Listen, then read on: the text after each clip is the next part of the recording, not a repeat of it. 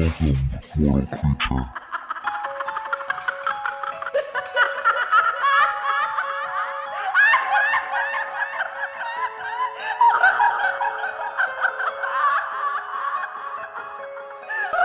This vast metropolis houses thousands of tortured souls, all dying for someone to hear their tales of woe.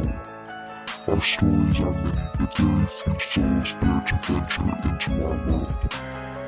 Have a seat and listen to our stories. For those that say dead men tell no tales, have never ventured into our realms.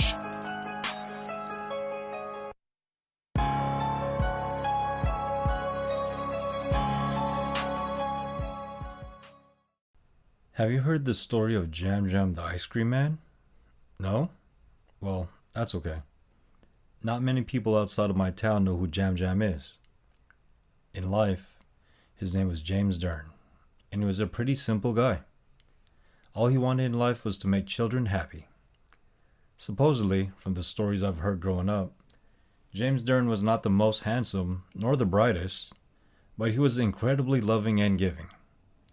His parents were extremely controlling and extremely religious, to an obsessive degree. It seems everything that James did was wrong in the eyes of his parents. He laughed too loudly, he smiled too broadly. They didn't like him telling jokes or dancing because children of God should be serious about life. This constant disapproval and subsequent punishments for his wrongdoings eventually start to eat away at James's cheerful disposition. He kept trying to fight it though, and kept trying to do what he thought was his reason for being, making people happy. In high school, James started dressing up as a clown and going to the local children's hospital after school. He would make balloon animals and tell the patients jokes to cheer them up. His parents and their circle of friends thought what James was doing was making a mockery of the sick, and told him that if he really wanted to help them, he would offer up prayers at the hospital instead of being a clown. When James became an adult, he scraped together all of his savings and bought a truck, combining his love for ice cream and his passion with making people, especially children, happy. I always thought the reason he focused on making children happy was because his own childhood was marred with such sadness and cruelty. But I digress. Anyways, because James had such an innocence about him and childlike personality, rumors started after he opened his ice cream truck for business. That a grown man could not possibly be that way unless it was a ruse for more nefarious purposes. But even with the rumors about James circulating, his ice cream truck was a hit. He started dressing up in his old clown outfits and went by the name Jam Jam the Ice Cream Man. All the children and most parents loved him, and whenever they'd hear his truck's jingle, they'd come running in droves. One day, Jam Jam was running late on his route but was insistent that he do it anyway, knowing that it made people happy to see him in his ice cream truck rolling around. The sun had just set and the air was cool as Jam Jam happily drove around in his truck. He slammed on his brakes as he turned the corner onto Abernathy Bridge, the horrific scene in front of him rooting him to the spot. A group of teenage boys stood around a naked, unconscious girl, some zipping up their pants, some peeing on the poor girl. Jam Jam honked his horn to scare the boys off, and when they looked up and saw him, they sneered and ran off, shouting obscenities at him as they left. Jam Jam got out of his truck and ran to the girl, using his clown top to cover her body, uncaring of the coldness settling in on his lanky tank top covered frame. He gently nudged her and brushed her long hair out of her face. He noticed blood on the girl's lips and cried and feared as he inspected her mouth, revealing her tongue had been cut out. He screamed and cried for help, trying to get anyone's attention that may have been near. It was then that the town's biggest gossip came jogging by, dragging her Yorkshire Terriers by its leash. She had been scolding the little dog on not going to the bathroom yet, when she saw Jam Jam hovering over the girl clad only in his tank top and clown pants. The woman screamed and ran off as Jam Jam tried desperately to get her to call someone for help. He had no phone and didn't want to leave the poor girl by herself. She was still alive, but just barely. After a moment, angry shouts came from down the road, and Jam Jam stood up to flag them down, not knowing that the men were coming for him. The lady had told anyone and everyone she could find that Jam Jam had hurt and possibly killed a young girl down by Abernathy Bridge. She came to the house where some of the boys who attacked the girl lived, and as she told their father what she saw, the boys quickly agreed and lied that they had also seen Jam Jam raping her, but ran off because they were scared of him. His momentary relief was quickly shot down as some of the men grabbed him and finally dragged him into the nearby woods. The other men stayed behind to get the girl to the hospital. Jam Jam cried and yelled for them to listen to what happened and what he saw, but the men were crazed with a violent mob mentality. "Freak!" they shouted as they pried open his mouth to cut out his tongue.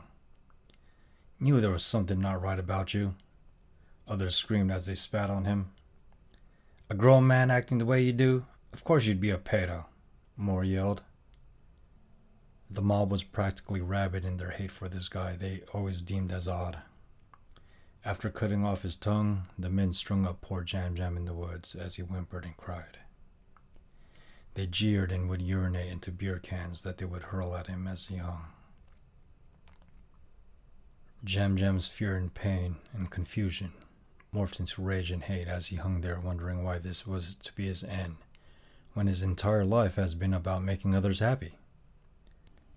He vowed to himself that he would have his revenge. After Jam Jam took his last breath, the men cheered and set his body on fire. But they were not done with their hate. The one possession that Jam Jam owned and took such pride in was his ice cream truck. The men laughed as they banded together as one to push Jam Jam's beloved truck into the river that ran under Abernathy Bridge.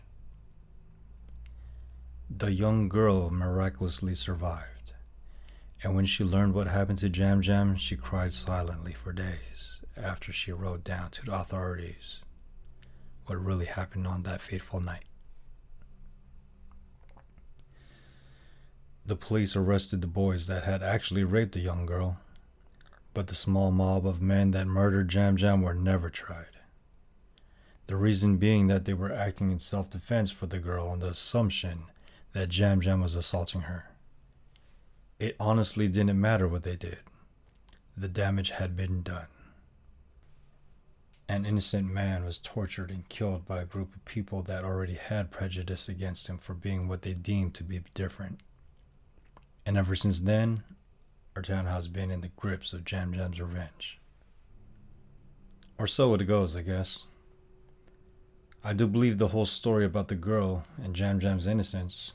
However, because my source for that is someone I highly trust, my great aunt was a poor girl on the bridge. But as far as Jam Jam's revenge, I don't know how much I believe since I've never really seen anything.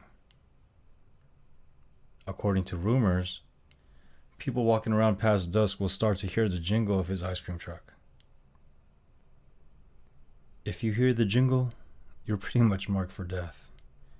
They said Jam Jam lets you hear the jingle of his ice cream truck to let you know that he's coming for you, and later, while you're in the nice warm bed thinking you're safe, you'll hear it again.